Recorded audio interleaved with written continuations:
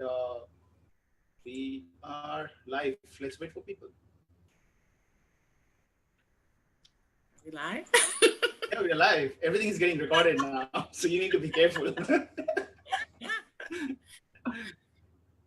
Whatever I say, whatever you do, henceforth is live on the internet now. Okay. All right. Are you gonna get it started for us?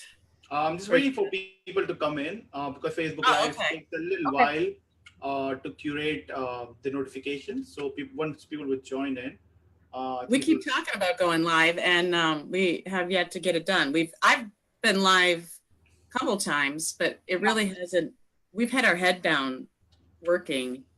Well, now is the time. So Rahul is here. Hey Rahul, how's it going? Yeah. So we have 10 people in already. Oh, good. Let's just wait for another 5-10 minutes. Let everyone come in. We're hoping we get lots of questions because we haven't prepared like this formal presentation because we've only been doing this 3 months. We're still figuring it out. No, that's we never.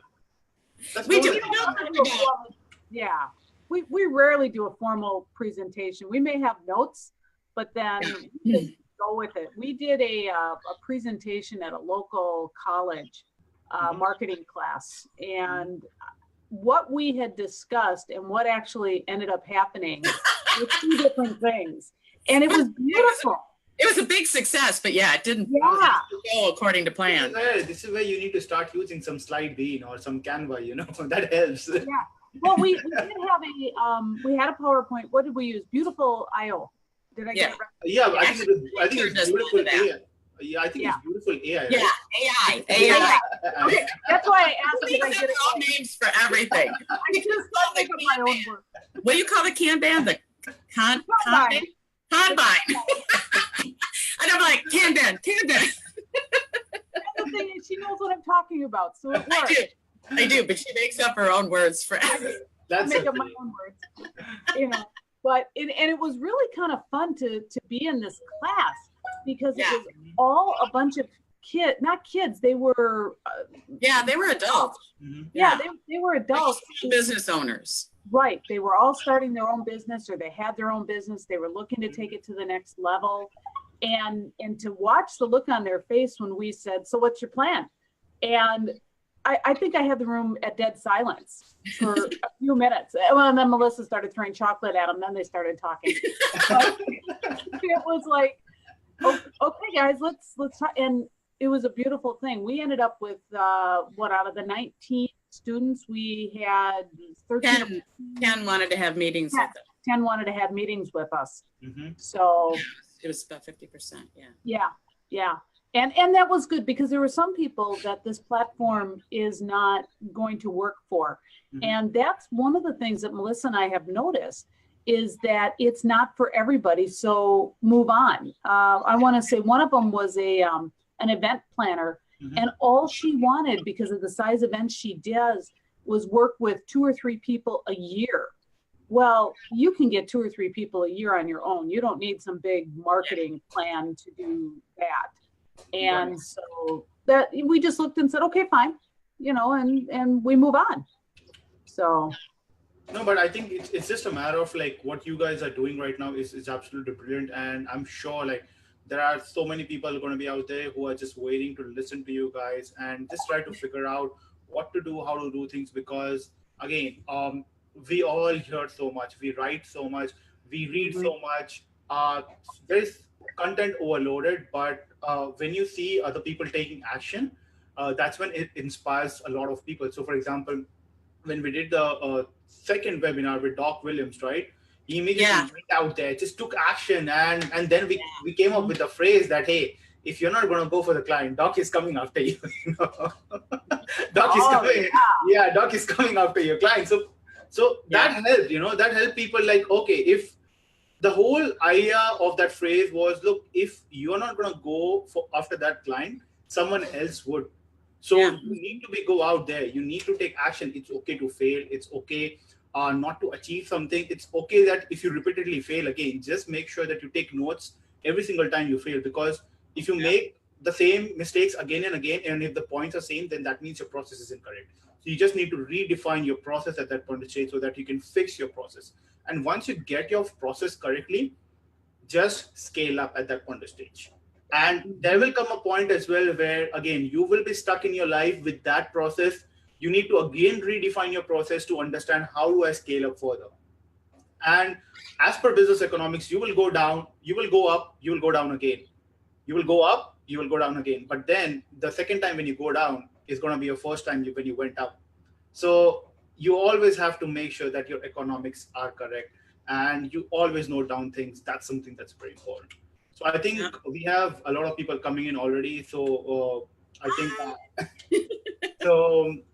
Guys, this is our 10th webinar. This is our midweek webinar, and I'm so thrilled because for the very first time we have two amazing women on our webinar. I'm super thrilled, very excited. Woo for women empowerment, and I'm glad to see some action being taken over here. And we have two amazing sales ninja with us today. Melissa and Nancy, both of them are the founders of the Sales Tech. Melissa, if you would just take some time to introduce yourself with the audience. I get overwhelmed when Udit just gushes over us because we're just making it up as we go. We started the Sales Techs only after we somehow, I can't remember. I was trying to think last night how I found out about PitchGround, and it was somebody made some comment somewhere and I zipped over there and you were launching Market Plan. And I took one look at it and I was like, oh my God, this is the missing piece to this sales and marketing chaos that we all live in. And Nancy and I had been working on some projects together, and we'll kind of go through how we ended up forming this partnership in 3 months ago. But I showed her Market Plan, and at first it was kind of funny because she goes, I'm not sure I get it. And I'm like, just watch this one video, just watch this one video. And then all of a sudden, what was it, like a Saturday or a Sunday or something, I get a text going, oh, I get it. And it was like, yes. And so our background, I don't even know my background is, I had a sales training company in my 20s and 30s, and the sales training was called integrity selling. So it's all based on finding out people's needs and then demonstrating the product or service that'll fill those needs. And that was a great training ground for me in my 20s because that really kept with me throughout the years. I sold that company after 11 years to be a stay-at-home mom. And we had 2 babies at the time and then had another third one. And until she went off to school, not college, she's going off to college now. But when she started kindergarten, it was funny because I wasn't ready to go back to work, but my husband was ready for me to go back to work. And and I just kept saying, I've only changed diapers for the last 8 years. I can't get a job. Well, that changed. I ended up in the manufacturing industry, in factory automation and robotics, and in marketing in that area. And I started out just as general help, and then pretty soon my ambition takes over and my entrepreneurial spirit kind of takes over.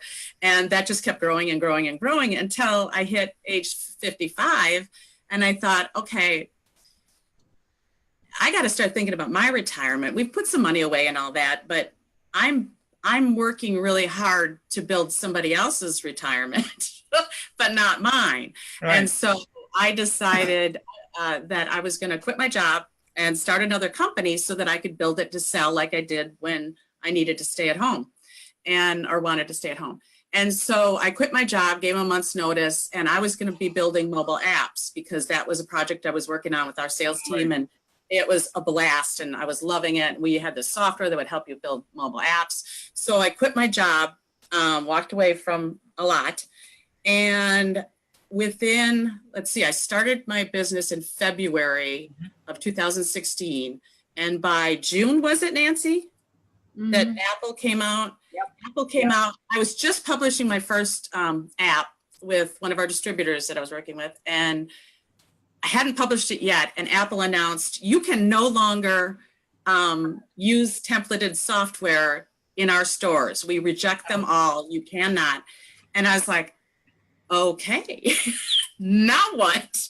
What am I possibly going to do now that I can't do what I quit my job to do? So fortunately, I'd hired a business coach at that time, and he was taking me through this whole process. And I said, Todd, what do I do now? I don't have a product. I don't have anything anymore. So we worked through some stuff, and he kept saying, just get out there and start talking to people. I'm like, no, I have nothing to sell. What am I going to talk about? And he just kept pushing me and pushing me and pushing me. And I kept saying, no, if I'm going to go out with integrity, I am not going out there not knowing what I'm doing and not knowing. And so finally he pushed me to the wall, and I said, okay, fine. And I started joining some networking groups and started talking to people. And pretty soon I discovered what it was that I needed to be doing next. And that was automation and scheduling systems and hooking up. I'm a geek, so I do a lot of that kind of stuff. And so I built my business, Cultivating Sales, doing that. And then at one of the networking meetings, I met Nancy, and I'll let Nancy take over from there. Okay. So a little bit about my background. I've always been on the cutting edge of technology. I have a background in sales, marketing, and had for 20 some odd years ran my own business. And then I tried doing some shifting in there, and I sold that business, kind of got involved in another one. And then one day a person came into my life and said, hey, let's do some credit card processing. And it didn't quite jazz me, but I thought, all right, I'll give that a shot. And then he says, oh, and by the way, I do mobile apps. And I was like, okay. And that just jazzed me. In fact, Melissa, I affectionately call the queen of automation. And I have been nicknamed the App Mama.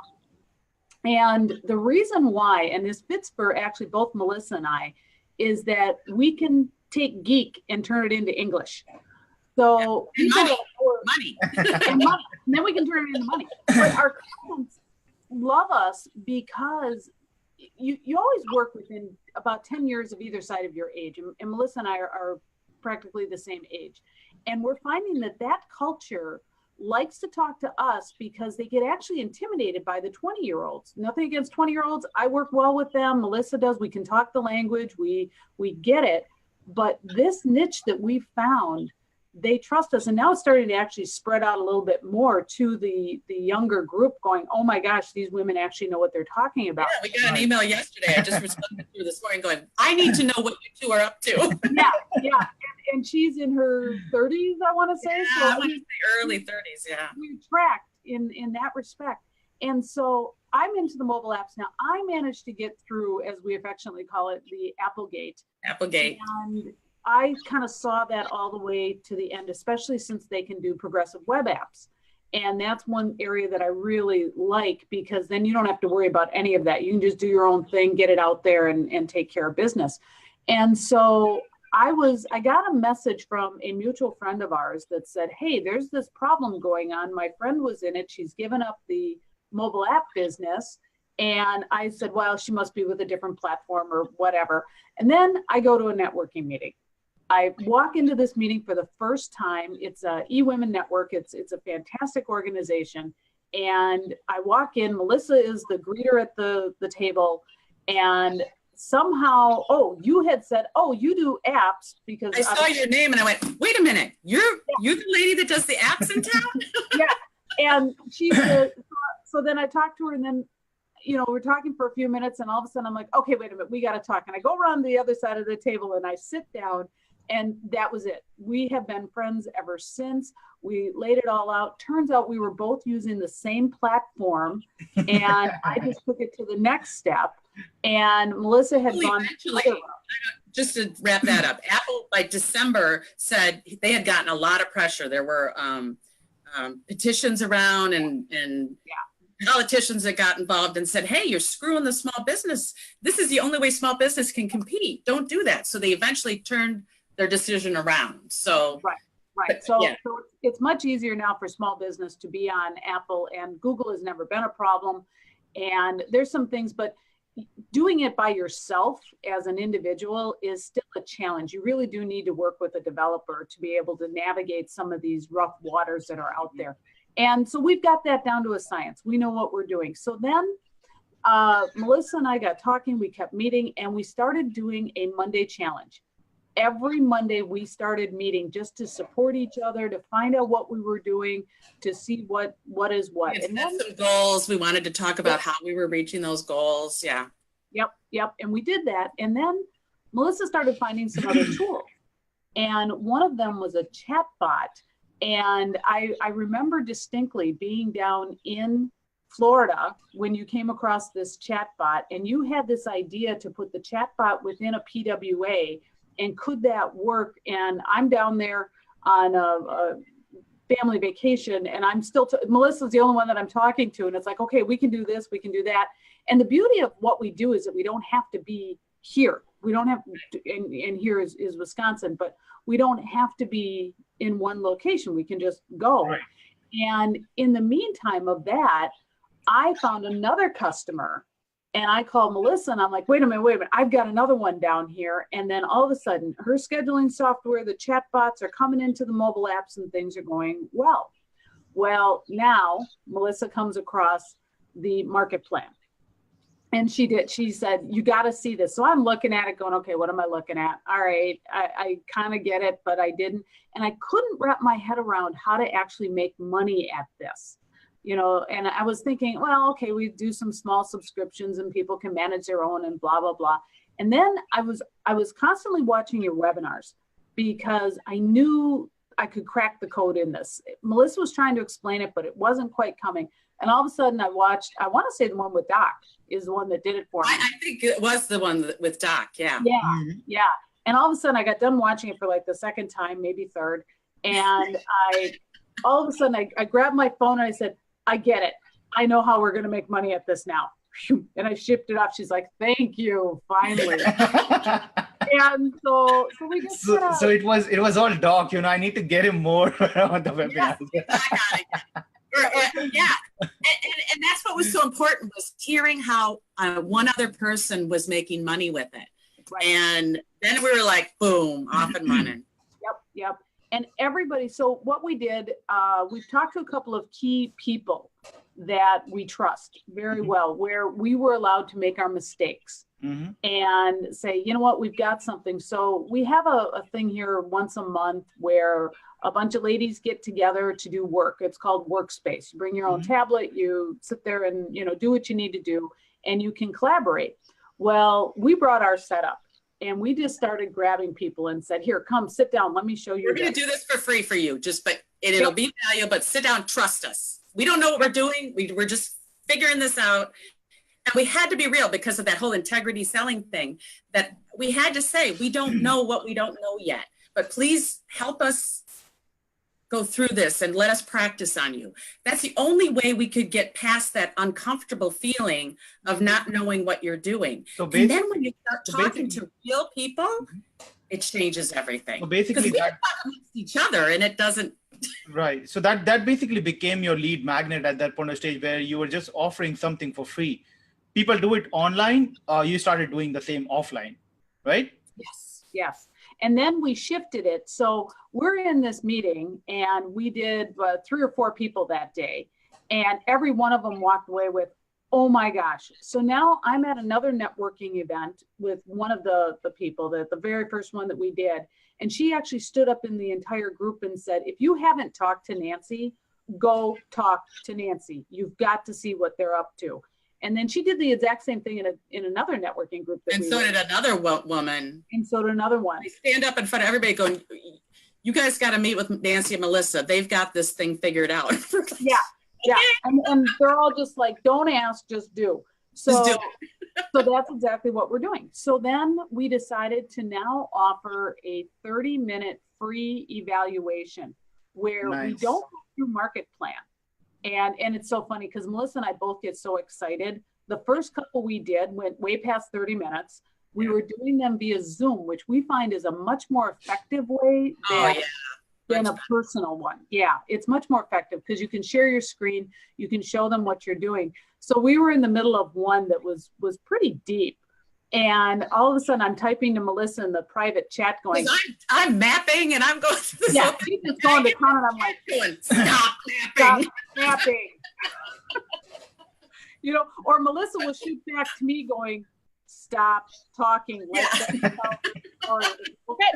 So he ends up, you know, doing that. So we keep each other in check, which is really kind of nice. Yeah. And it's you got to do it. You just got to sit down with people you know, like, and trust, who don't mind if you make a fool of yourself. If you don't know how something works, you just look at it and go, I'll have to figure that one out and run with it. But not try to be something you're not try to fake it. Like, oh, I'm this expert and I'm going to show you this. I can't do that. Nancy can't do that. We would rather say, I want to learn this, but I need to learn it with somebody. And so we've done this with almost every product now that you guys have brought out.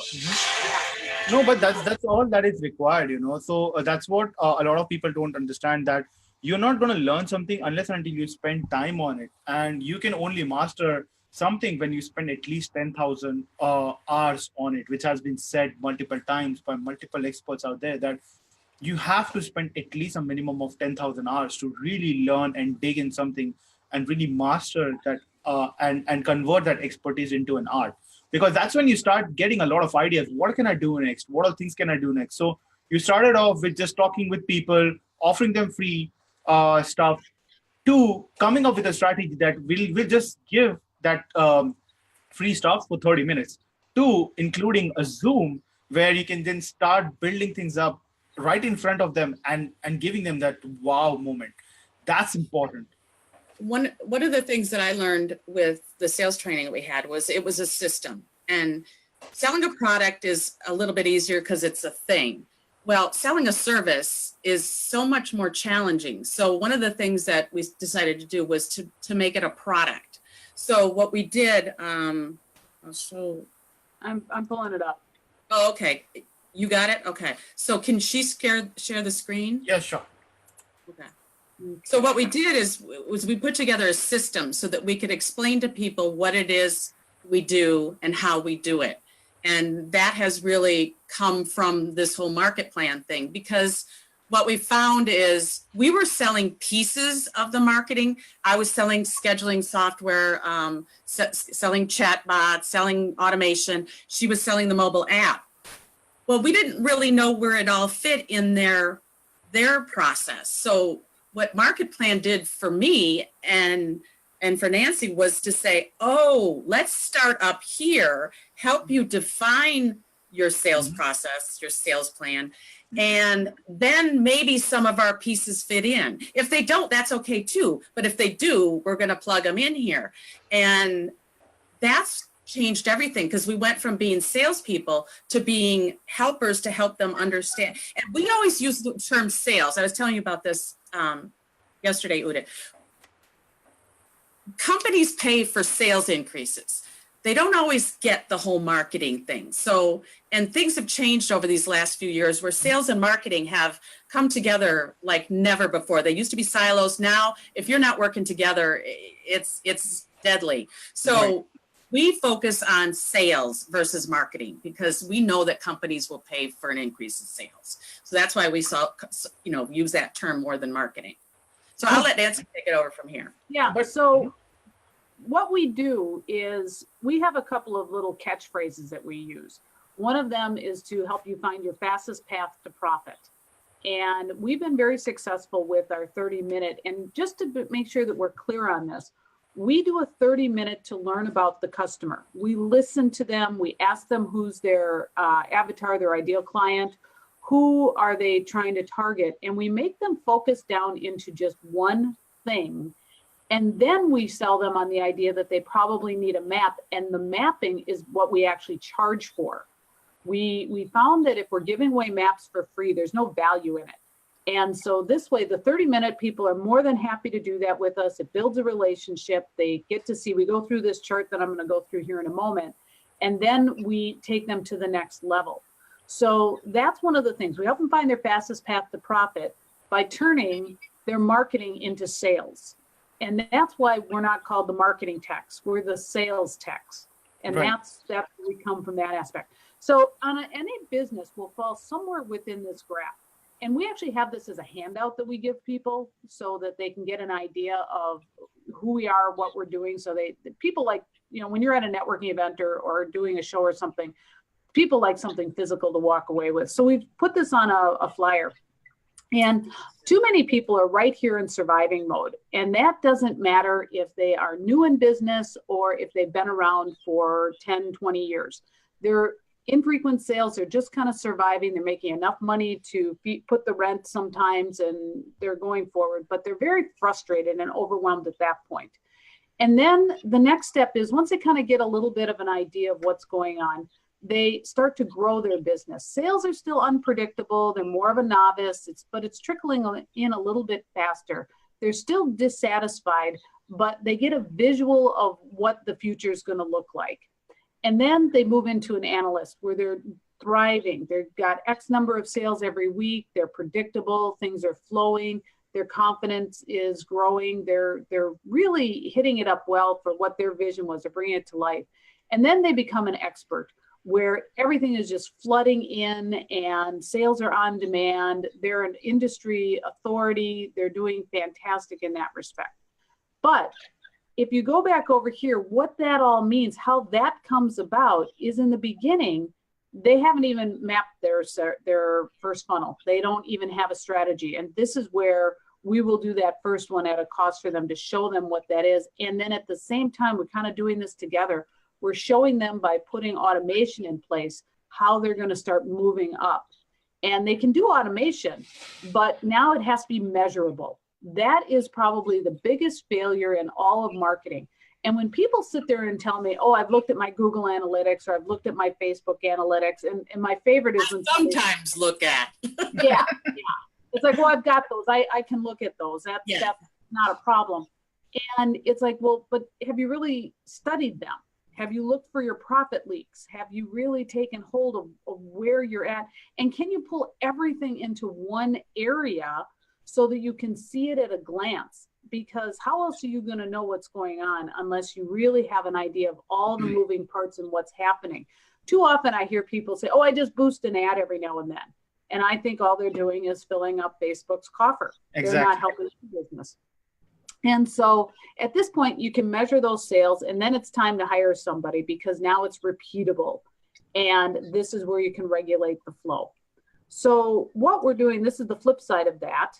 Oh, did I pull up the wrong one? I did. I pulled up the map. I apologize. So that's what we do. Now we're going to show you how we do it. And so what we do is you start down here.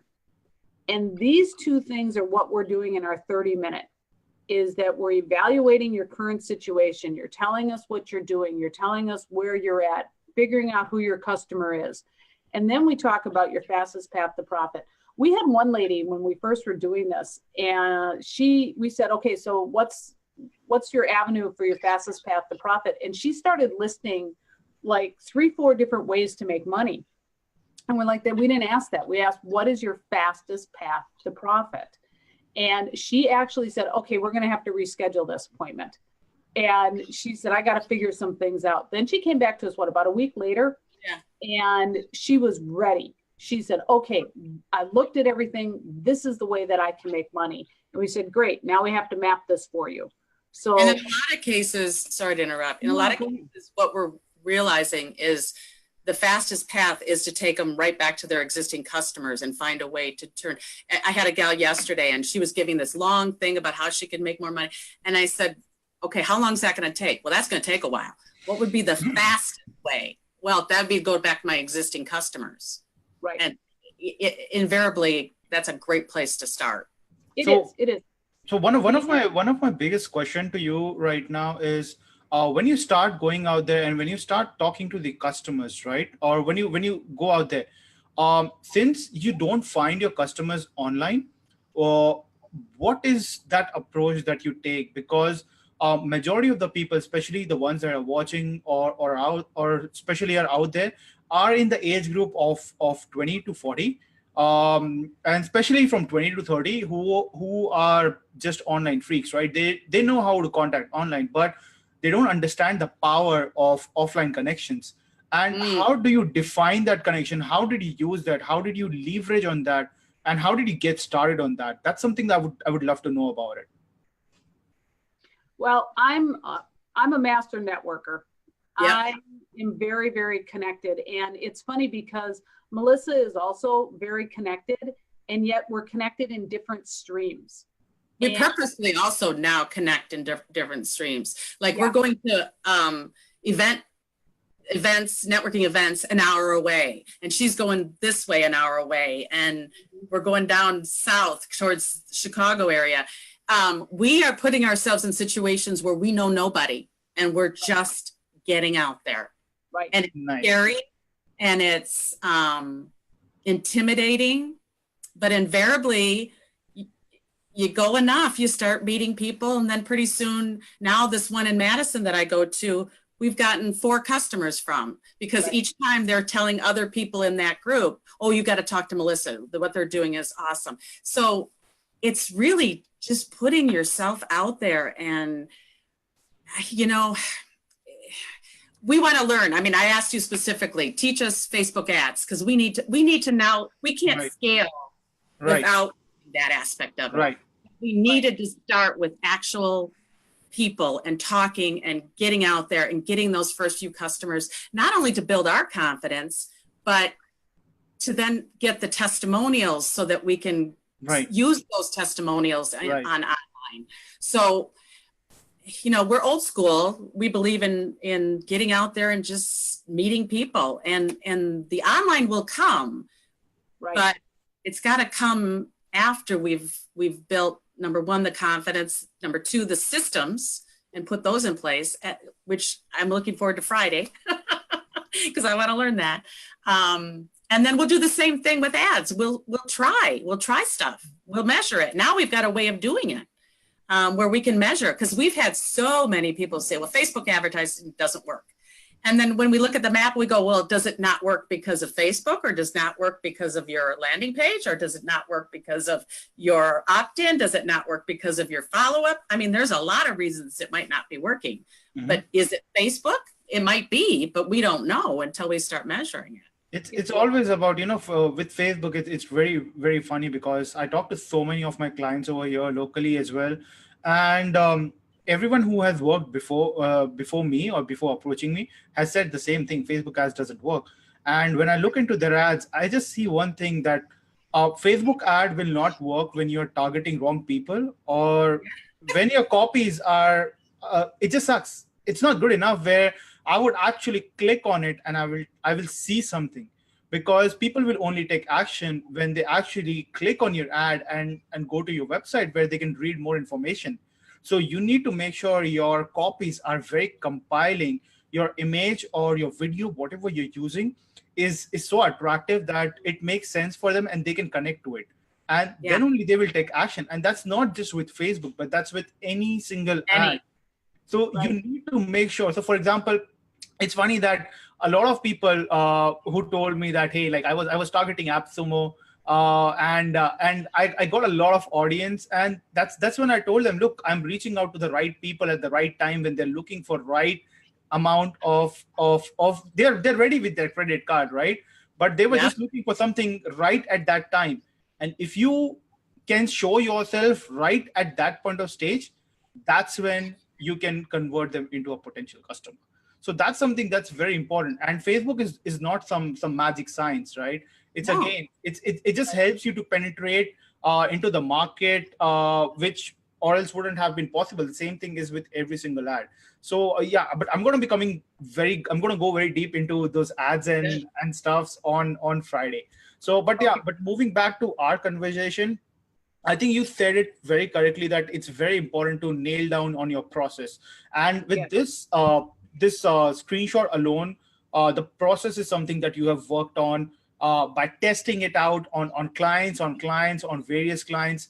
And now that you have found that, okay, this process works for me, you are scaling up. And that's something that's incredible.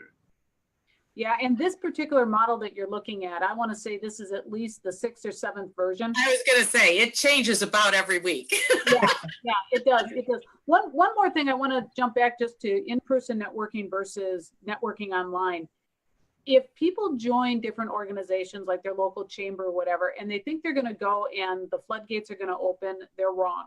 It's no different in person as it is online. You have to build that relationship. Right. I've been involved in my organizations now for going on 4 or 5 years, and sometimes I'm just starting to see some referral.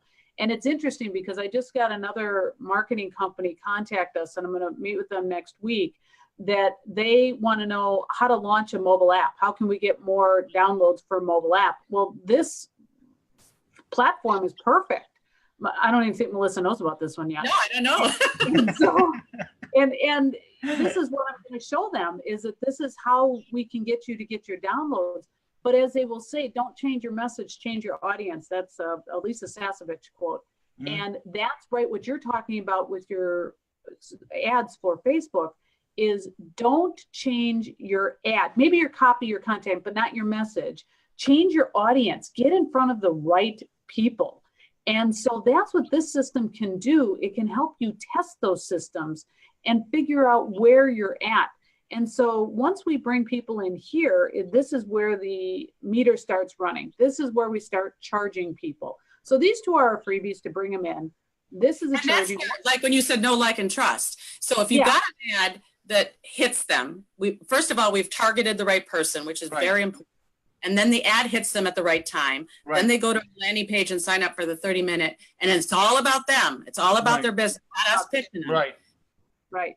So then it makes sense to say, okay, now we need, if you want to move forward, we're going to charge you. But we have proven, we've built that relationship at that point slowly versus jumping right into the sale.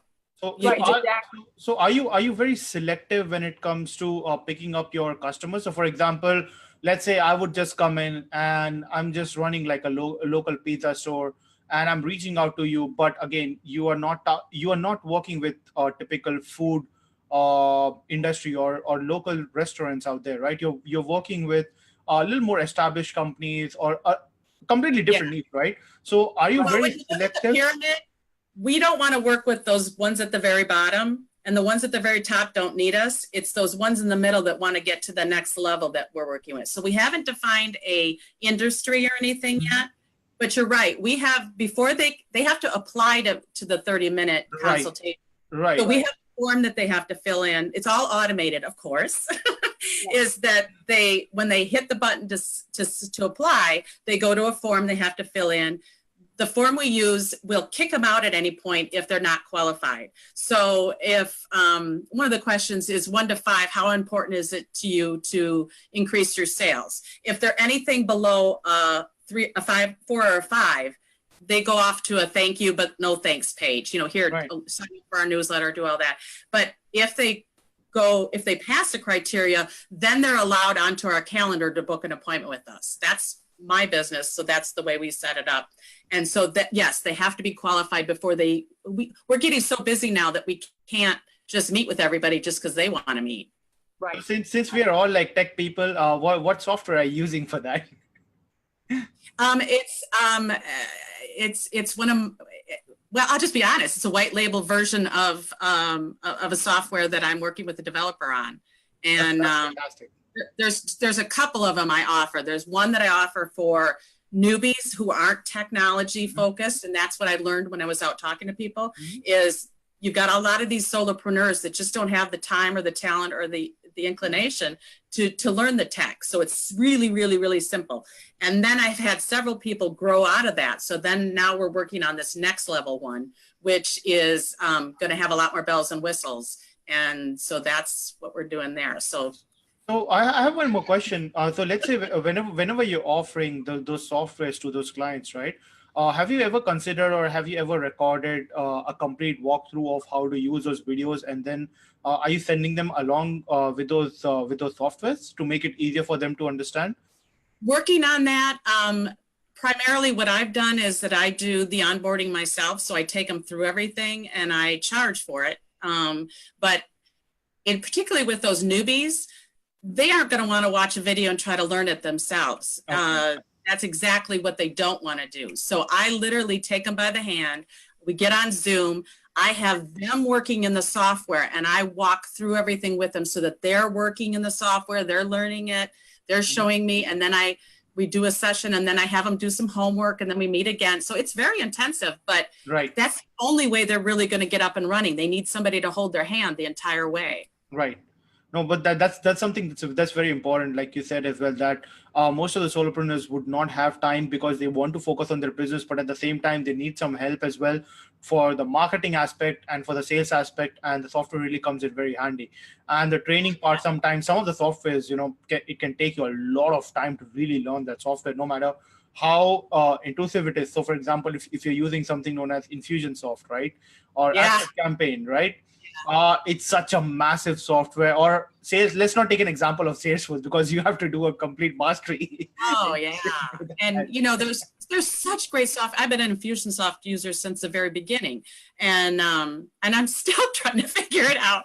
But that is too much for most small businesses. It's sold that they can do it, but you still need a lot of help. You need a lot of, so I wanted to give them something that they could really learn in a much quicker standpoint. Now, granted, as soon as they learn it, they're ready to start. Then they're starting to say, well, I would like, once this email happens, I'd like this email to happen, and then I'd like this to happen. Well, that's when we get into the Infusionsofts. But by then, they've grown to the point where they're ready to handle that. But in the beginning, they just can't. So we've got, matter of fact, I've got several people now that have graduated out of the beginner program and have moved on to the more intense program. So that makes a lot of sense. So what you have done is you've created a different segments of your training program, and they go through that different training program of yours. And on the basis of that program, you charge on that program. You offer them the onboarding, you offer them the right white label tools, and that's where you start building up your subscriptions, right? Correct. Yep. So it's all a subscription model. I get paid for the training, but I also have the monthly ongoing. That's absolutely brilliant. So in 3 months, like how many customers have you closed in so far? Well, that's my existing business. And so I've got a handful of several clients of different, and that's been a year. That's been a year that I've been doing that. So just since we started with the sales techs, which is our existing, what do we do? We just onboarded one gal. And see, what's cool about Market Plan is they can do it themselves. We can do it with them, or we can do it all. So right now we have 3 clients where the one client, she's got her team, she's got everything, she knows how to do everything, she's great with software, so she's just using the platform as her platform. Right. Then we've got somebody that wants us. She knows how to do a lot of it, but she doesn't know how to do all of it, and she doesn't have time to do it all. So we're going to be doing some of it. She's going to be doing some of it. And Market Plan's perfect for that because of the communication tool. Right. And then we got another gal who said, I want nothing to do with it. I want you to do it all. Just do everything. So right now we've got 3 and one of each, which has been, I just realized that yesterday that, yeah, that's perfect. So like the one gal that wants us to do it all, her average sales $15,000. Nice. It's a no-brainer. She doesn't, one sale, she's set. Now we will charge monthly for them to be in the system as well. And then if they're using my scheduling software, then they're going to pay for that. If they're using a mobile app, which Nancy, what we found is the mobile app comes at the end of the funnel. So let's say you get all this new business and you got your customers. Well, part of the onboarding of your new customer is that you get them using your mobile app. So she went from trying to sell a mobile app to everybody to now building it as part of the funnel. No, that's absolutely brilliant. That's really incredible. So awesome because we're putting it in there and they're already starting to think, yeah, you're right. How am I going to keep in contact with everybody when email isn't working the same way it used to and everything? But a mobile app, you've got, well, I shouldn't even be telling. Oh, you can. You're doing fine. You're doing fine. A mobile app is awesome because then you've got them in your. See, the problem with Facebook, a Facebook group, is all the millions of little tunnels that you can go down and lose them. But in a mobile app, that you don't have that. You own that group. They're focused on you. They're in there. They're communicating. They're getting the in-app notifications. They're getting, the loyalty program, everything. So it makes a lot of sense to have that onboarding include a mobile app. Right. No, it does. It does. And also, when you get mobile apps, that actually helps you with some SEO as well. So that's something that you can add in with your pitches if you aren't, because when you Google something and when people see that, hey, you have a mobile app, it builds trust at that point of time. Yes. And when people see that, okay, so Apple has accepted your app, that means you have put in that enough effort, or else Apple is not going to accept any random app out there, like you have said. No, times have changed, and neither will Facebook anymore, as a lot of the other developers have learned. Facebook has gotten very challenging as well, and I understand why. And we know we all care about our privacy and everything, and so it just makes us all jump through another hoop or two.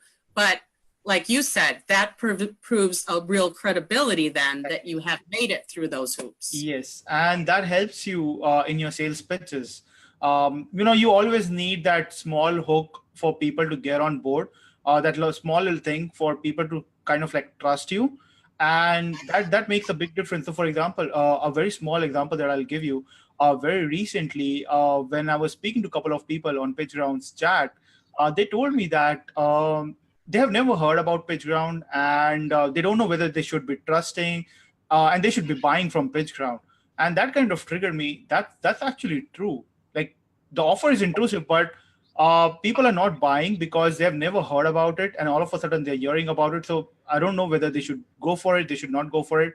And that's when I just I just made a small change where I got an extended valuation certificate, which is EVSSL certificate, where you see that green bar, and all of a sudden I don't see that message popping up ever again, because Komodo has verified my business. They have done all the required verification checks on me, my business, my phone number, my address. They have done all those checks, and then they have provided me that certificate, right? And that process took me almost 2 weeks, because I had to go through my lawyer. My lawyer had to write a certificate. My lawyer had to give me the certificate. I had to submit that certificate. Then they called my lawyer to verify whether he's the one who has provided the certificate. I went through that entire hoop of troubles for 2 weeks.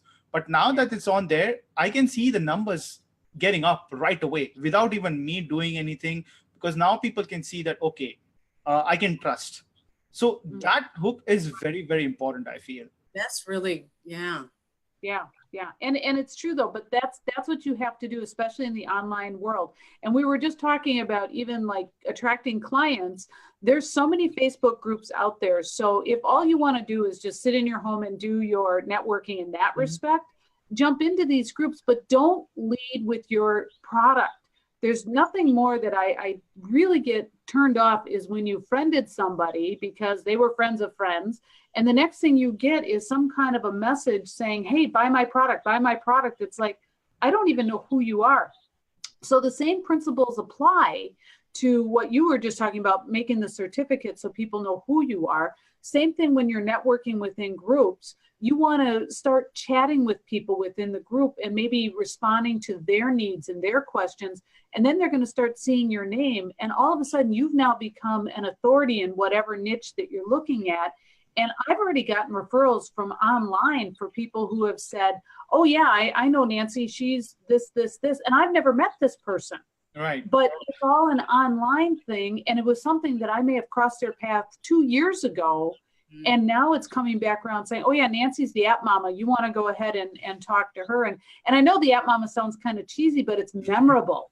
Well, it happened yesterday. I got a referral from somebody. Yeah.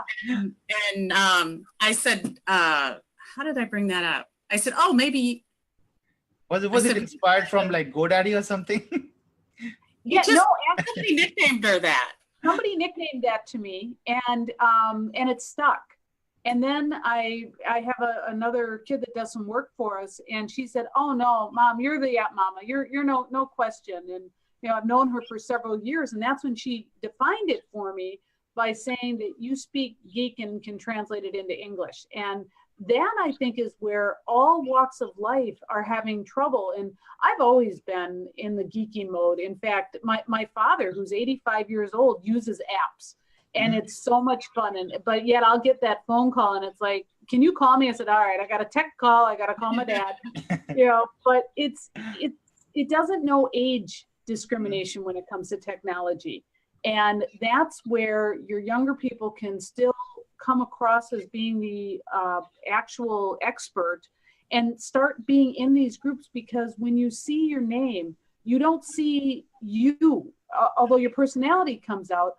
Age discrimination is really out the window when it comes to being in some of these groups and answering these questions. And so it's just all about building relationships and getting people to know, like, and trust you. And that's what we're doing here. Now, we have probably a half a dozen people that we've done maps for that we've not moved forward with at this point, but it's okay because we're filling our pipeline. We have one in particular that called us the next day and said, I was crying all night with all this overwhelm of what I have to do, but thank you. You've laid it out. Now I know what I have to do here. And then was maybe even a week later, she called and said, okay, I'm having trouble with this piece. Now, can you help me with this piece? And she'll come along and it'll grow. It's not going to turn around and just be a, $5,000 a month client every time, all the time. You have to build people up to it, and you have to bring them along. Correct. Yeah. And so that's why we came along with this whole process. And we had one person that we onboarded, and she was so excited about this. She's like, you've got to send me that so I can follow along. And she's probably right into here, this building of the business. We're building the, matter of fact, she asked me today to spend some time with her this afternoon and help her. Yep. So what are the current tool sets that are you using at the moment to start right from like getting the client on board to really offering them things? And how is this entire white label software is really making a big difference for you? Oh, white label software is huge. In fact, Melissa and I have started lists of what we actually have. And it's been really Nancy watched Ty's thing last week and was blown away. And as I was when I was watching it, because we instinctually have been inserting things, like obviously we put our scheduling in our mobile app and everything, and on our website, which I'll show you, or Nancy, pull it up. We didn't have time to develop a whole website or anything. Quite honestly, the only reason we came up with the sales text is because it described what we did, and we were able to get the URL. And then I just put together this dumb little logo, it's fantastic. So, look, yes. No, we hate it. No, but, it's selling. It's selling. It's selling. But it was good enough. And that's what, Nancy, I've learned, is it was good enough to start getting out there. So instead of putting together a whole web page, we did something we nicknamed an action page, which is just one page. And can you bring it up, Nance? Oh, sure, I can. No, it's funny because again, what I always tell people is that, look, you don't have to be perfect. You don't have to create that perfect system. Just get along, start with it. And as you keep moving on, you will just keep fixing your process. If you see people are talking about, there's this part of the website, or if they are saying, okay, you need this on your website, just add them. It's not that difficult. Right. Yeah. So we just came up with this. It's 3 steps. You can see I've got my customer link down there, right? Mm-hmm. I don't have it all figured out yet. Yeah. Granted, I need to go through all the training, but I have it on there. It's not perfect, but it works for what we wanted to do. Now there's a lot more to learn, but I got it on there. That's brilliant. So we use this, that's the enticing, and then we bring them in here, but we blur this part out. And then this is where they have to apply. It's not just scheduling a free session. It's you have to apply for the free session. And then afterwards, this is what you can do. So we're just throwing teasers out there. And this is it. Everything somebody wants to know. That's it. I don't even know if we're going to do a whole website. This is working. I don't know. We're doing this, and we're doing a blog site. And doing a blog, and we're going to also. And that was the other thing. We started a blog. I had owned the domain Sales Chit Chat, and so I said, okay, let's make that our blog. So I set it up, did one blog post, and then I came up with the idea. I was listening to a podcast, and something they said had me thinking sales tech talk. And I thought, look it up. So I looked up the domain. We could get the domain. So I bought every version of it. And so now I went back, changed the blog to Sales Tech Talk. And now we're going to do the blog, and the podcast is going to be Sales Tech Talk. Also, one thing I forgot to mention, which is key, old school, Nancy is a phenomenal presenter. And so we've started booking her for all kinds of presentations. We're doing one in Stevens Point, a big marketing conference, sales and marketing conference, and we've got an hour where we're going to be working with people. Nancy's job is going to be to get out there and talk to numbers. One-to-one is great in networking. We need to do one-to-many. And so the ability for her to get out on stage and presenting what we're doing in an educational way, not a salesy way, but an educational way, that brings in more numbers than we could even do with advertising, because they will have met her. And that know, like, and trust is faster than it is online. That's going to take more work online. Oh, definitely. Definitely. It all takes, it's all about that step one that you have written, take that step one in order to go to that step two. That's important. Exactly. And then one of the other things that I have to do, in fact, I need to do it today because some changes, I guess, were announced yesterday, is we're going to start working with SendPilot, and we're going to really dig into that. And we're finding that using the market plan software, everything hooks and links in. I have Dubsado as my customer management system, and it links right in. In fact, here I'll just show, because I happen to have been in it. I'm in Market Plan right here, but I'm in my Dubsado and I'm taking my notes, and I don't have to leave. It's just one of the few tabs that I have open. And so I can control my time. I guess that's the biggest thing, is that time is limited. And so it's not that we all want more time. We just need to more effectively use our time. And that's what we're finding with these tools that we have. And so we do take our white labels one at a time and deep dive into it, figure out how it's going to work, and then go from there. When you start dabbling with your white labels and not understanding them, forget it. You've got to deep dive in, figure it out, and then go on to the next one, and then the next one. And again, we pull in people that we trust. Yes. And each product now, we pulled in a particular customer and said, because we knew that they were right for that, and said, can we show you something? We're not just, we want to run this through with you. There's one that we bought through AppSumo, which is has to deal with Facebook ads and all this. And so Ad Optimizer? No, it's Funnel Dash, where you do a free audit of their ads. Because we thought, we don't need it right now because we're not, but eventually when we have people doing ads and we say, okay, the ads aren't working, I'd like to be able to use Funnel Dash to then determine maybe at least talking points for why it might not be working. So I actually, Nancy knew somebody that was doing quite a bit of ads, and she said, would you meet with Melissa and just let her, she'll make sure it's worth your time. And I did a free funnel for her and everything. And I was able to learn how to log into her account and how to work through it and how to do some of the evaluations. And same thing with SendPilot. We've already got one customer lined up that we're going to play with SendPilot with her and show her and and so again, we have to have that first couple where we work through it and bumble and stumble and in a safe zone. I mean, that's the secret to everything. I have to feel like it's okay for me not to know with a particular couple people. And then we know you've been through it 2 or 3 times, you got it. Right. Then you can confidently go forward. Right. And the other thing that Melissa and I do is we divide and conquer. She knows what I'm doing. I know what she's doing most of the time. And where we I go, I just spent some more money. She's like, you buy. Sometimes she's got a leash. And so what ends up happening is that I still am focusing on certain things and she's focusing on certain things. I know enough to navigate through it. She knows enough to navigate what I'm through.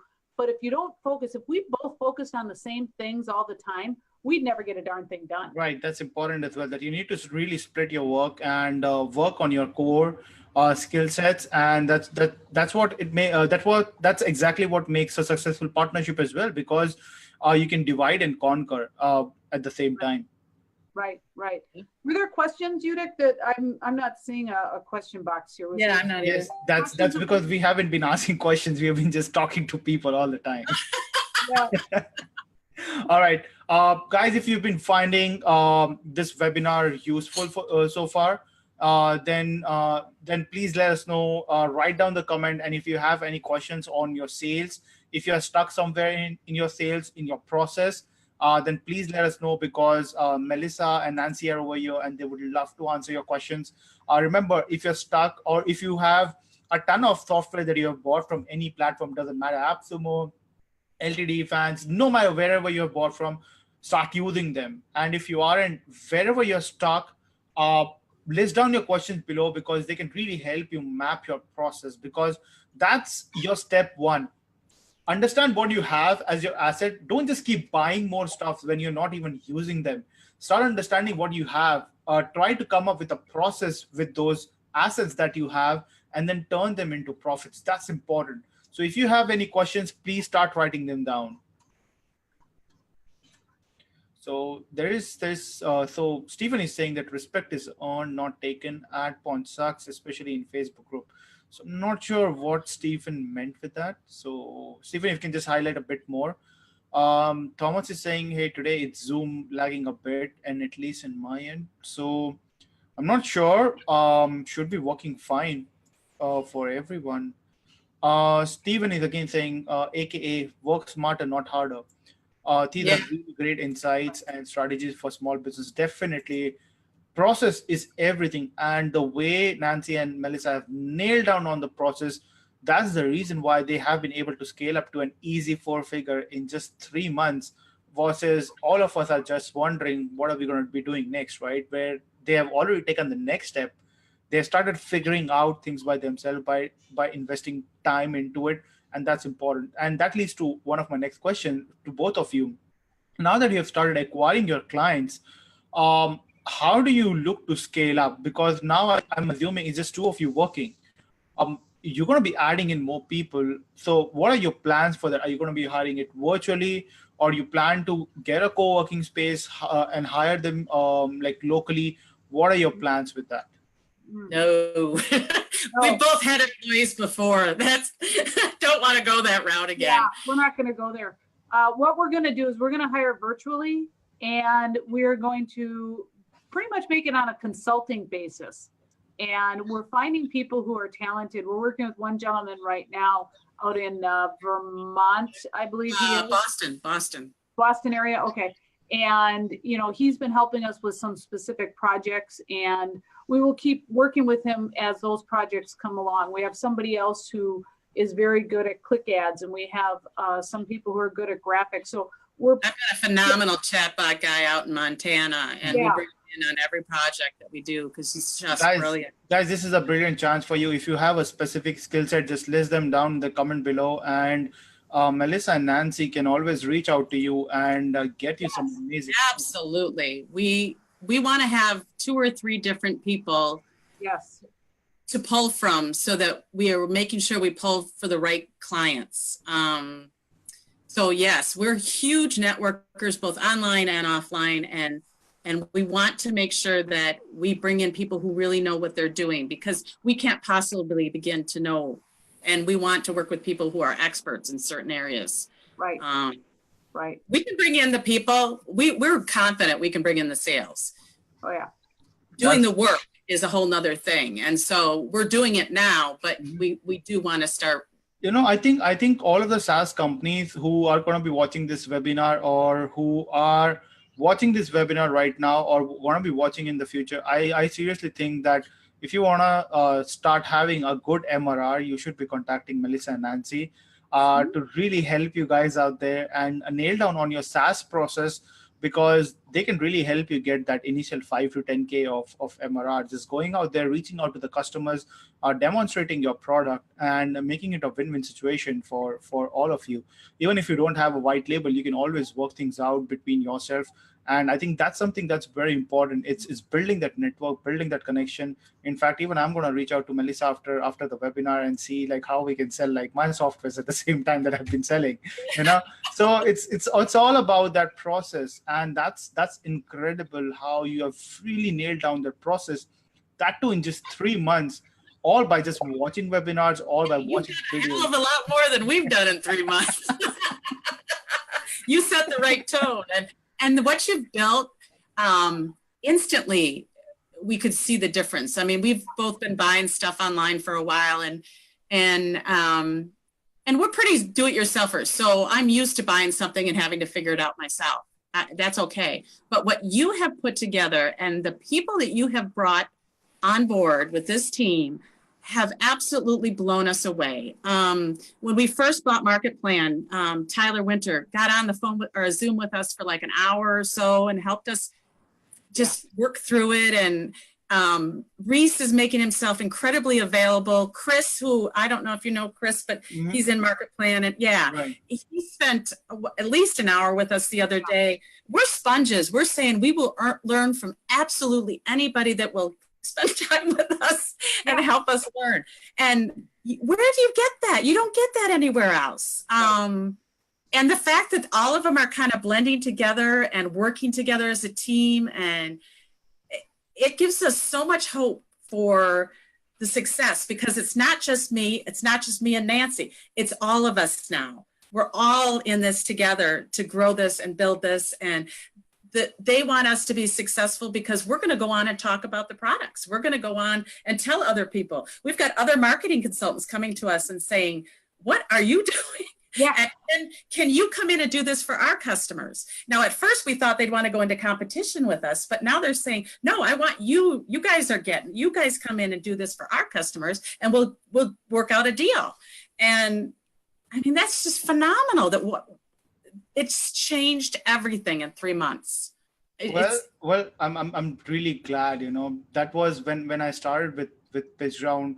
My entire idea was that we are all those early adopters. We are super passionate about tech, especially I am. I don't even know how many software I've bought. I'm not even using, but and then I'm like, why am I even buying them when I'm not even learning about them? And it's not about $40, $100, $200, $1,000. It's not about the money, but it's about whether I really need it. And sometimes we all fall for that pricey point, but eventually we have to understand that we only need to buy things that we're going to be using in our business. And that's something that I've been telling to everyone. Like, if it's not the right product for your business, don't buy it just because it's on a lifetime deal, or if it's available for cheap, doesn't mean you have to grab it. If you're going to be putting into use right away in about a month of time, get it. If you're not going to be using it, don't buy it right now. Buy it after 6 months, 12 months, when you feel the need of it. Because of the marketing, at least there is a product out there that can solve that particular challenge or a problem. Yeah. And when a customer is paying you $1,000 at that stage, paying $50. And that's the thing that there's a couple of things we've learned from this. I'm not saying we're never going to buy anybody else's product, because we will, but we're really going to hold out and keep track of what you're doing, because we know it's going to fit in. We know what we're going to get the training. We know we're going to get that they're going to be around. They're not just leaving, after the big launch. And shit, what was the other thing I was going to say? It's not just the cost of the software. It's the cost of the lost opportunity. Right.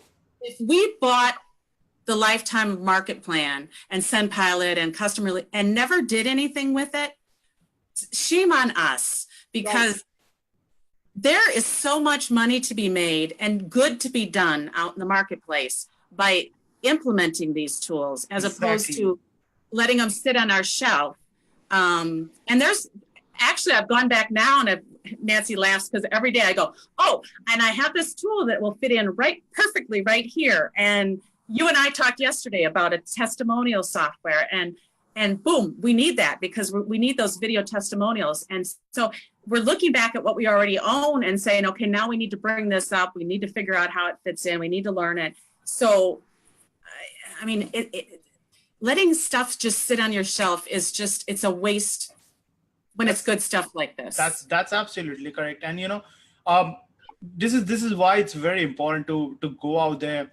And that was the sole reason why I created this entire community, because I know that if all of us join in together, we can really build in that community. We can really build in that a level of trust where we can really provide the value to each other. We can share our knowledge with each other, because tomorrow, if you grow, I will grow automatically. If I grow, you will grow automatically. And that's something, that was the essence, that was the only essence of PitchGround.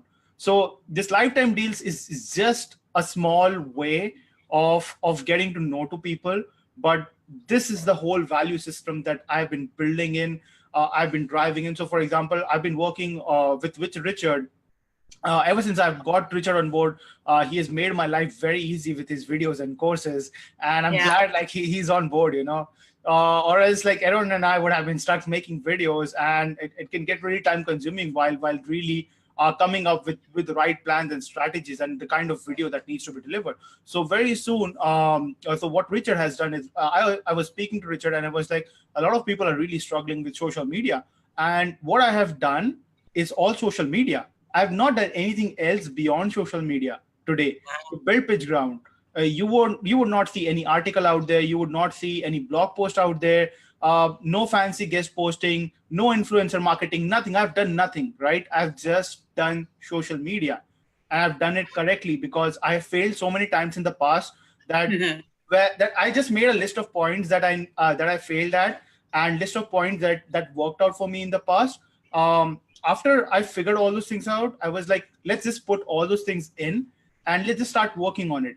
So I sat down with Richard. We made an entire summary of the entire social media course that we're going to be introducing. And then we're just going to give it away, everything for free, and let people understand how to really put in and learn from social media. So that's something that Richard and I and Aaron, we have been working on it for the past a week or so. And I think by this year end, we'll be releasing that course for everyone for free.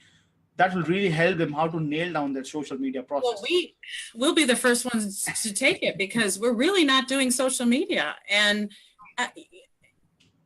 I'm excited and I'm hopeful to think, boy, once we get this really figured out, we're really going to do well, because we're not using social media. We're not using advertising. We're not doing a lot of the stuff that we should be doing. But look where we'll be a year from now. That is so exciting.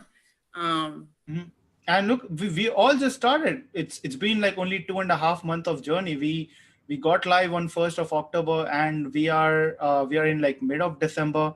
It's just 2.5 months, and there's nothing out of the box that we have done. It's just understanding people's problem and working on that problem. And if you can solve that problem, then there is nothing better than that. And this is the same problem that most of us are suffering from, because we just buy the softwares. That's all we do, but we don't use the softwares. And when you actually realize the potential, you will be thrilled that so many other people are out there that are suffering from the same problem that the technology can solve. And that's why we all are so addictive to technology, because it can solve problems. I'm not just talking about these SaaS software, but I'm just talking technology in general.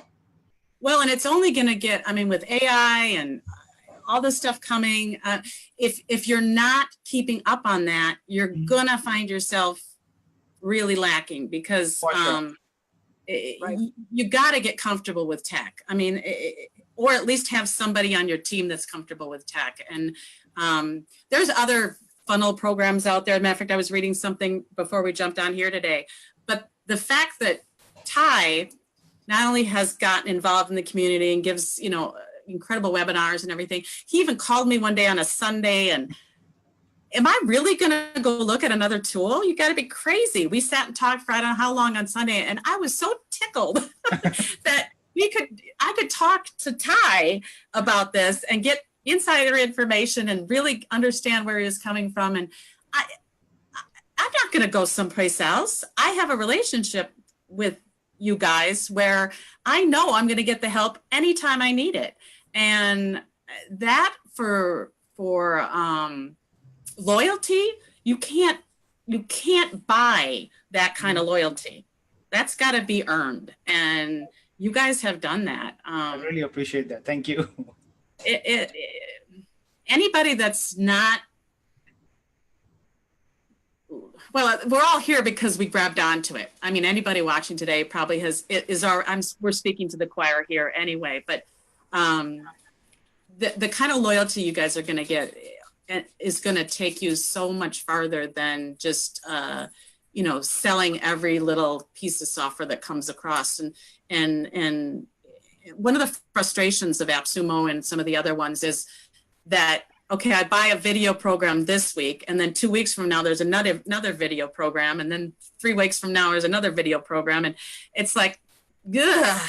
Whereas I know you're going to make sure you bring in pieces that fit, not that we're competing with what we bought last month. That drives me nuts. No, it just doesn't make sense, because if you already have something, you have it. You don't need something else to solve that same problem if it's already solving the problem. No matter what you buy, it doesn't matter, especially with regards to...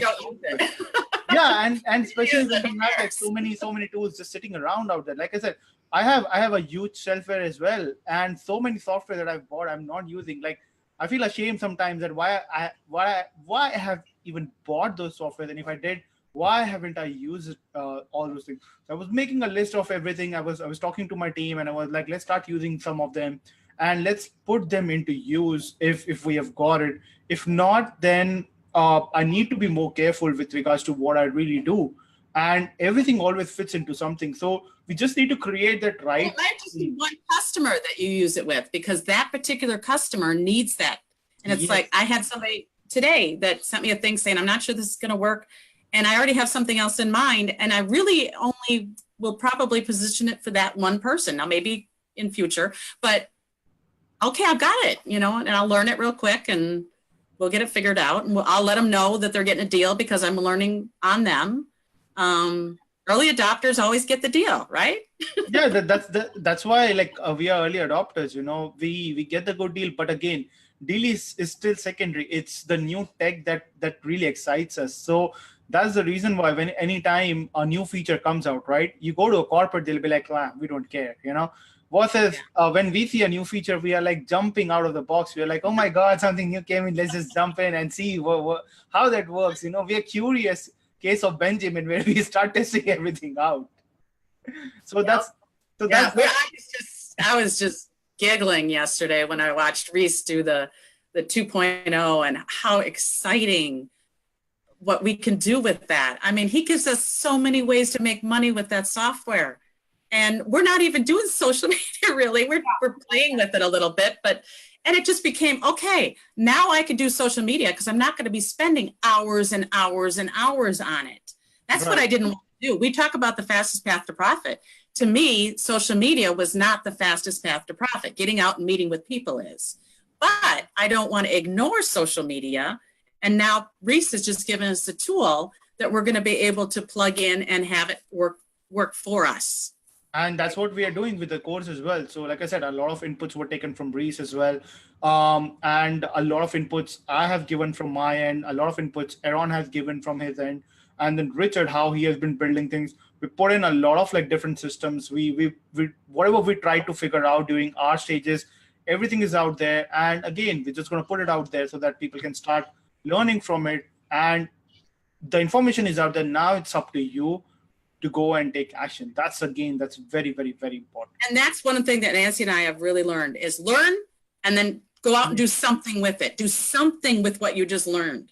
And then if it doesn't fit in your process, just take it out from your process.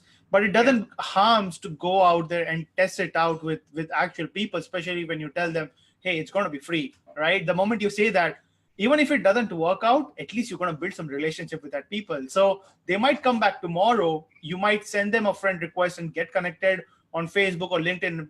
When they see, oh my God, there's a testimonial from someone else talking about it. This looks interesting. And I know things didn't work out previously, but let me just go and talk to Melissa or Nancy. I think there's something I could have something in it for me, right? That's how the entire conversation starts again. Yeah. And it gets easier. Boy, when my coach was kicking me in the butt, trying to get me out, I was furious. I was in tears. And then afterwards, I went back and went, okay, you were right. I was like, it's not fun to put yourself in that scary situation. But now it's like we do it every day, all day. It's fun to really get out there. So Melissa, there's a question for you. Gary's asking, what CRM are you using right now for your system? I've been with Infusionsoft so long that I've got a grandfathering program, so I'm still using Infusionsoft. I also use a couple of the systems that I sell, but only for different pieces and only so that I stay involved in it and then I'm comfortable and I use them. But for the most part, Infusionsoft. That's brilliant. So Gary, I hope that answers your question. So I think most of the people are finding this video more of an inspirational way, which was the entire goal of us getting on the webinar and really sharing those amazing information, insights, going out there, taking action, trying things out, failing, but again, refining that process from your failures. We've had our failures. Before we wrap up the webinar, what has been the most craziest experience with one of your recent customers that you have worked on with your process? What has been the most craziest one story that you can instantly remember and share it with people? I think it's JB. Yeah, that's right where I was going. I think it's her. So we were practicing because in some cases she would do the intro with the pyramid and the flow, and then I would do the mapping, and I'm more comfortable with the mapping. Well, then that day we decided to switch it up so that I would do the pyramid and the thing, and she would do the mapping. And she's not as good at the mapping. No, I'm not. No. So Jennifer's map, I wish I could pull it up and show it to you. You probably could, but it is a mess. It is this jumbled all over because we're just going. And I said, Jennifer, I'll clean this up for you. She goes, no, I like this. This makes sense to me. And then again, I even offered again. No, because I'm, OCD about making them look nice. It drives me nuts. And so, no, I'll fix it. She said, no. This is exact. And she's the one that so far has already stood up twice saying it changed my view of my business. And I'm thinking, but it was so funny. And I don't know. What do you think, Nance? Actually, I do think it was JB, and part of it is the map that was eloquently done with precise precision. There you go. Wow. And it's a masterpiece. I think, like JB, that's where the problem comes in.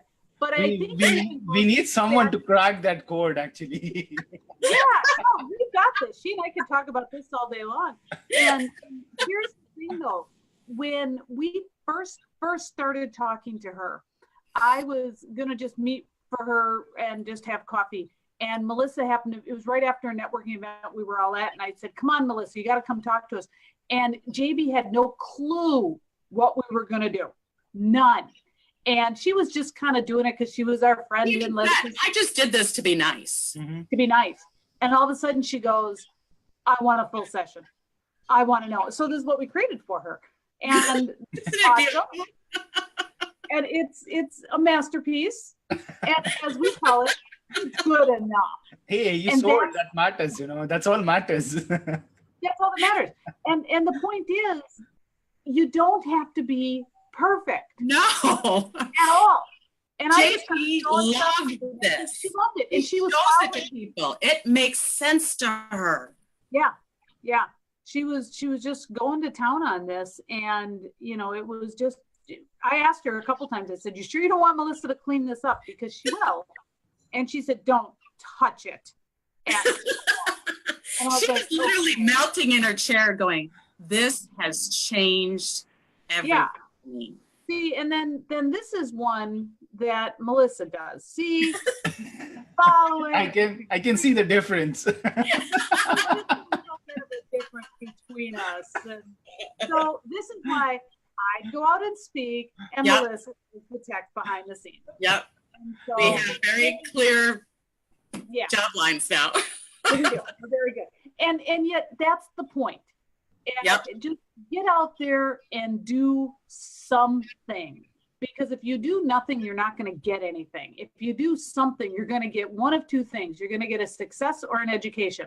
Take your pick. Doesn't matter. Both are a win. And that's what I'm saying. I am not the best mapper. who cares? I hate giving presentations. You get me in front of a group and I fall apart. Right. I can do it when I'm sitting down like this, but the minute I'm standing up, I'm like, nope, not doing it. Yep.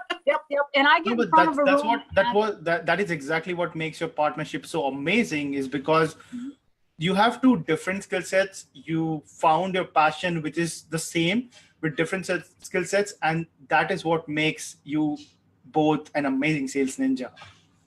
Well, we keep saying it's so incredible how neither one of us get our ego involved, and our relationship is so easy because we don't let that get in the way of anything. We laugh a lot, we learn, we make mistakes, we don't criticize each other. If anything, it's we make fun of ourselves. We know our weaknesses. Our goal is to help people. And when JB was so blown away, and we had other people too that have said, one other gal stood up and said, within about a half an hour, they changed the way that I go to market. And now I'm getting 100% close ratio. That's the paycheck to us. Yes, we're going to get paid to do this, but boy, that's a whole lot more rewarding, is that we're out there helping people with their businesses. In the meantime, we're also increasing our business, because the reason we're doing well is because we found these tools. Right. We put them to practice for ourselves. Oh yeah. And if you were to ask our why are we doing this? And yes, of course, it's to provide for the family and to do all that, blah, blah, blah. No, we needed it. We needed it because I was selling mobile apps, which is the end product. But that's all I was doing. And it's very challenging to sell mobile apps as a standalone. Yeah. It works brilliantly in a group. And I wasn't willing to go to become a web developer. I am not a website developer. I do not claim to be a website developer. And I'm not saying that there's anything wrong with it. I'm saying there's more talented people than me. Oh, and so that is huge and important.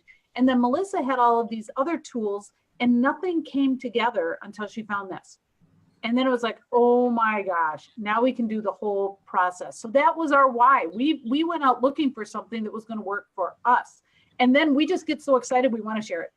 Yep. No, that's brilliant. And now you just need to start upselling your other services that we were talking about the other day, because reaching out to your same customer and selling them something when they have seen a success with you, it's a lot more easier at that point of stage, rather than trying to acquire new customers all the time. So that's something that's extremely, extremely important. And I think this is where the mobile app really fits in perfectly, where now that they have come to a stage, that's where you can pitch in, hey, now it's time for you to get a mobile app for your business, and let me help you with that.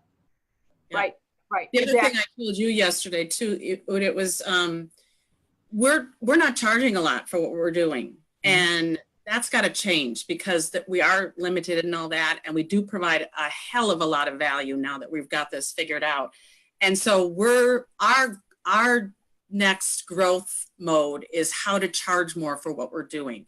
And as we're getting the testimonials, as we're getting more referrals, that's happening. Our internal confidence is growing, but we need to learn from the rest of the group how to charge. Like, I want to learn more from Doc on how he could be charging X amount a month.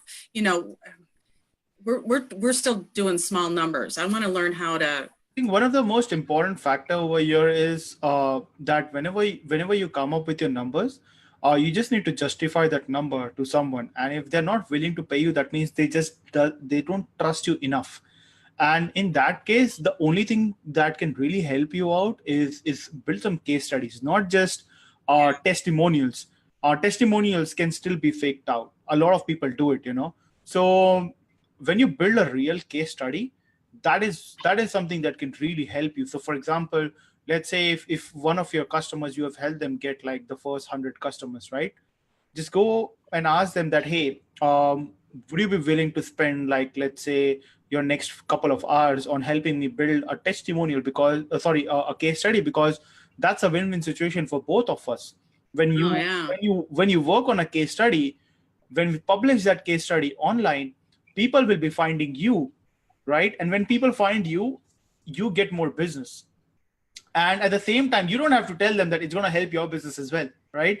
So that's one smart angle that you can take, where even posting something on a network like Medium can really help you curate your content in a very rapid way. And then when you reach out to your next client, tell them that, hey, I was charging $500, right? Earlier. Now I'm just going to say, it's going to cost you $2,000. So they will say, nah, $2,000 is a lot. Send them this case study. Yeah. How they invested, how this particular client invested X amount, and they made an ROI of 5x, 7x, 10x, right? Now, when they see that ROI, when they see that ROI X, they will be like, okay, so now if I invest $2,000 and if I can get 7x ROI back, that is $14,000, it makes sense for me. Now the $2,000 looks very cheap all of a sudden. Yeah, it does. And with Market Plan, you're able with those projections to say, like the one gal with the $15,000 average sale. And that's important. And this is where you can really start charging more to your customers or more to the new customers out there. But at the same time, you need to look into another aspect, is that can they really afford as well? Because sometimes there are genuine cases where they're just starting out. They cannot afford to spend $2,000. On the questionnaire, we ask, what's your average sale? I had one gal that she sells toothpaste, this special toothpaste brightening, and she makes $10 a tube. Well, you got to sell a lot of toothpaste.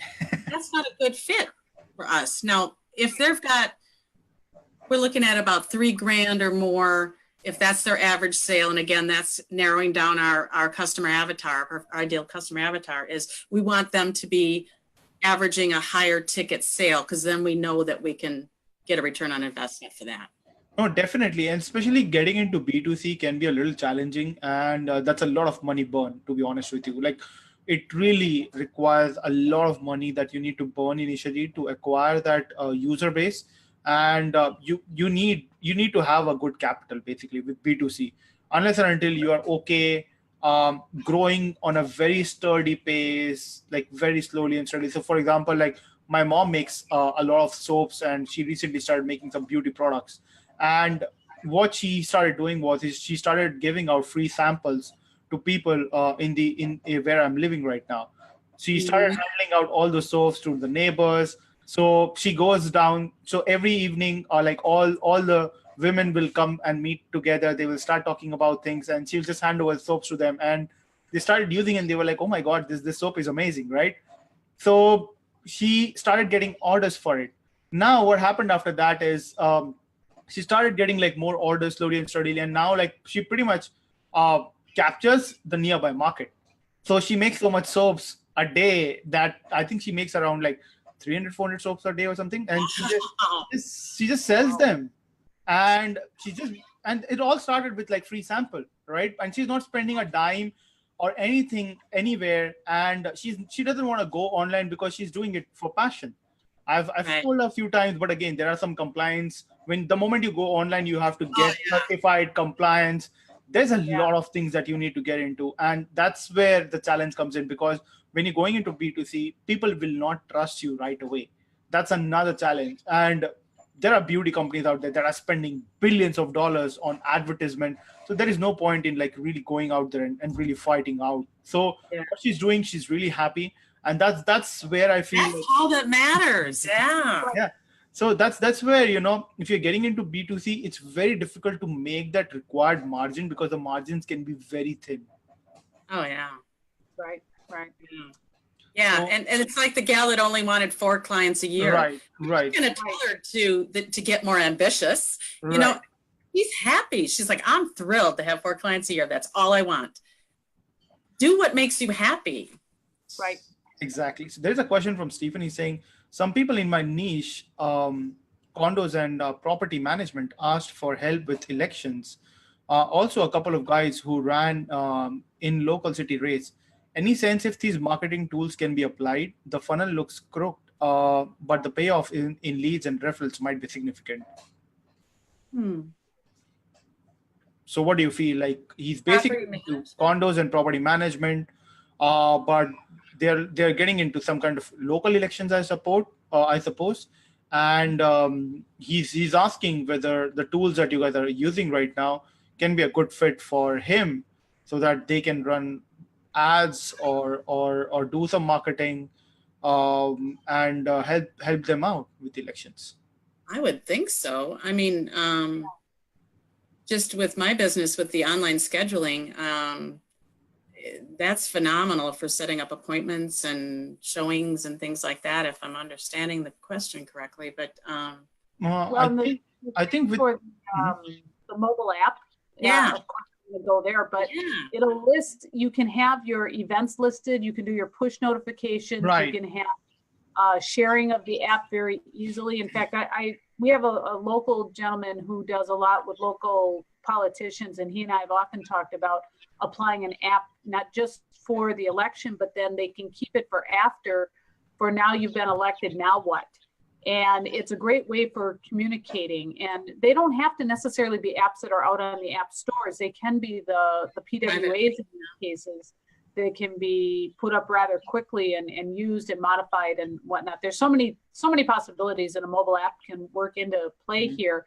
And the tools that Melissa has with the questionnaires and the scheduling, if that's what you want, webinars, even some of the social media tools that we have. So it's about an overall campaign. Yeah, there's a lot that can be done. my first comment would be, let's map it out. Yeah, Right. exactly. I was about to say that, like, I think Market Plan is one software. Your journey begins from Market Plan. Right. Yes. That's where Absolutely. everything starts. Now, depending upon your client, your customer, see what required tools you need to further automate, because unless and until you try to automate as much part of your business as possible, you will not be able to scale and get more clients, because eventually there are only 24 hours. You're going to be sleeping for 8 hours, 9 hours. You have 16 hours left, out of which you're going to be spending another 3 hours, 4 hours with your family. So you have about like 12 hours left for a working day. So Yeah. you need to be smart enough to understand where all things you can automate. So Market Plan, that's one tool. You got to begin with your marketing from Market Plan, map things out. Market plan, and the Exactly. questionnaire that we put together asks certain things like what software are you currently using? What tools are you currently using? Because we need to understand what we can repurpose. Because if they're already bought it and they already know it and they're already using it, we want to honor that. We don't want to try to make them switch to whatever it is we want. That just doesn't make sense. Now, if they're not happy with what they're using, of course, we want to be able to offer some solutions. Right. But we have a couple people who have software. Matter of fact, after this, I have to go in and learn Kajabi, because they have Kajabi. We have a number of people that own Kajabi, and they want to understand how they can still use Kajabi. Well, I don't know yet because I don't know it, but one gal gave me her login information, and I will go in and spend an hour in Kajabi and figure it out. And then I can speak intelligently and say, okay, this is where it fits. This is how we're going to use it. You know, you've already spent the money on it. You like it. Let's figure this out. So I want to learn everything I can about what they're already doing that's working, what's not working, and map it out. And we'll use whatever tools we can of yours. And this is where, again, Stephen, remember the process that Melissa and Nancy talked about. Spend that first 30 minutes not talking about what you can do for their business, but understanding what issues they have, so that then you can tell them whether you can solve those issues in the better way or the right way or not.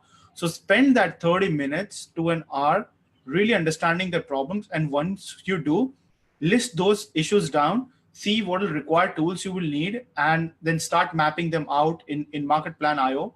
And from that point of stage, then start taking towards the next step. Take that funnel that you have designed to your potential client for the election, because election is a very big niche by itself, and apparently they're not short of money, so that's a good thing to get into. Yeah. Well, and we start with a blank piece of paper or a blank screen when we start mapping out, because we want them to be a part of the process. We don't want to come to them with a map already developed. That means nothing to them. Mm-hmm. I want that map to come from them, where we together build that map, and that gives them ownership. And as we said, people have cried. I had a gal yesterday that was almost in tears, and and we were doing the 30-minute, and she's like, I am just overwhelmed. I see everybody doing all this stuff. I know what I should be doing. I've bought the software. I know I should be doing it all, but I'm so busy. She's a photographer, and I'm so busy, and I don't know how to do it. And I said, well, let us help you. Let us help you do it. That's what we, and she was just like, and that's what that 30 minutes should be, not a pitch. Exactly. Right. Rightly said. That leads, so Gary is saying, would you ladies like to keep in touch, as I was selling apps as well, and now offer the same solution in Ireland. So there you go. So maybe absolutely. So there you go. You might start having some customers in Ireland very soon, and vice versa. There we go. Yeah. Okay. So we're already international. We're in Germany and Canada. Yep, we're a global company, and we're trying to work with somebody in Germany. So it's all good. There comes the sales pitch, guys. There we go. We're good. All right, fantastic. All right, so before we wrap up this webinar, any tips that each one of you would like to give to anyone who's watching the webinar right now, or when we put up the video on YouTube, they will be watching it. What are some of the tips or advice that you will give to, especially the young ones, or the ones who are just starting out, or even the ones who are really established? What are some advice that you will give to them? For me, it's easy. Go old school and go out and meet people. Join networking groups, not for what that they will necessarily buy from you, but they know people. We're getting referrals every day from people that they will probably not buy from us for whatever reason, lots of reasons, but they're still sending people to us. So get out and just meet people. That's fantastic. Mine. Nancy? Yep. And mine is pick one thing. In fact, I'm going to pitch a book here called The One Thing. And if you haven't listened to it, listen to it or read it, however you consume that information. But pick one thing, focus on it, master it, and then add it to your toolbox. And then move on to the next. Don't be a dabbler, be a master. Awesome. Fantastic. Awesome. Fantastic. And that one thing for us was market plan, because everything else falls into place after. Right. Fantastic. Thanks, Ty. So Ty, you're being missed over here. So I hope he sees the webinar afterwards. So, but yeah, again, thank you so much, both of you. It really means a lot, and I'm sure that the required motivation and the inspiration that all these people who really need it can take a lot of inspiration from both of you, because it's a matter of just going out there and taking action, failing, refining the process, doing it over and over and over again, and just coming with a system that works, and then just scaling up that system. It can take time. Don't get disappointed. Don't get disheartened if things are not working for you right now. If they are not, the community is out there. Just reach out to people and just ask for help. There is no shame in going and asking for help. I've done that. I still do. I reach out to the experts in various industries, and I keep following up every 7 days. And I have softwares. If they don't reply, I automate my following up. Like, I need help over here. Please respond. Please respond. After you even send them email like for a month, when they see, oh my God, this person is following up so much, right? At least just let me reply. They will reply to you. But it all takes a bit of smartness and a bit of following up. And just ask people, and trust me, this is what this community is all about. And community is out there to help you out at every stage. Just post in your question and reach out to people like these. If you have any questions about your process, feel free to reach out to Melissa or Nancy, and I'm sure they'll love to help you out with your process as well. If you're stuck with your business or any part of your business as well, or if you just want to reach out to them and let them handle a part of your business where you can focus on what you are good at, so that they can help you where they are really good at. That is, again, to reach out to them.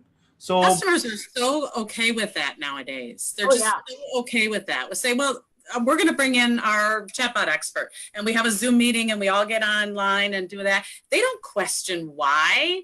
They just know that we're bringing in the right person for them. Right. Fantastic.